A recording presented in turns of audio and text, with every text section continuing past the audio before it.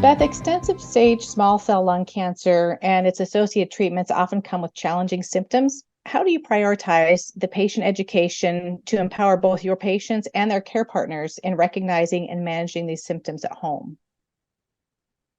Yeah. So the treatments that we have are predominantly chemotherapy. We also can use immunotherapy, and these have a whole host of different side effects. Some patients may be dealing with just symptoms of the disease, like shortness of breath or cough. But then when you add in the chemotherapy, it's going to add a whole host of other side effects. I think there's a few important things to note here. Number one, know the names of the drugs that you're getting. And at my institution, we will print them out for you with education sheets. So we like to give printed materials because, it's hard to remember everything we say, and not everybody's going to sit there and take notes and write it down. So we give printed materials. I think that's important. And then understanding the schedule. So typically the first line treatment that we use for this is 3 days in a row, and it's given once every 3 weeks. So you're not just coming in one day, you actually have to come in 3 days in a row. And most cancer centers aren't open on the weekend. So you would often have to be preparing to start this regimen either on Monday, Tuesday, or Wednesday. So just think about that. We rarely start these regimens on a Thursday or Friday because we want that consecutive 3 days in a row. So there's scheduling issues that come into play here. And then the side effects. So we can predict really well what the side effects actually are going to be. I often can't predict a lot of things with cancer, but side effects of chemotherapy are fairly predictable.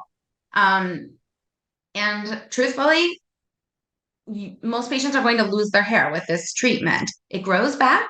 So don't worry, it grows back. But in the beginning, hair loss is something that may happen. So we need to tell patients that. No one wants to be at home and all of a sudden, all your hair falls out and you didn't know about it. And then there's typical chemotherapy side effects, things like lowering of blood counts, nausea. Though what I do want to say is I've been doing this for 20 years. Our supportive care medications for preventing and treating nausea are so much better now. So it's nothing like it was 20 years ago. And when 30 years ago, when I started, as a nurse, we didn't have good medications then. We have really good medications now. So nausea tends to not be as big of an issue as what you may have experienced with a family member in the past. So that usually we can prevent pretty well. But talking about the lowering of blood counts is a big issue that, it can put you at risk for infection. You may need blood transfusions. These are things that you have to talk about. So just make sure you have a pretty good understanding of that. The other thing we can predict is fatigue. So most patients are going to get fatigued, and usually it will be in the first week of treatment, but it won't last the entire 3 weeks between the treatments.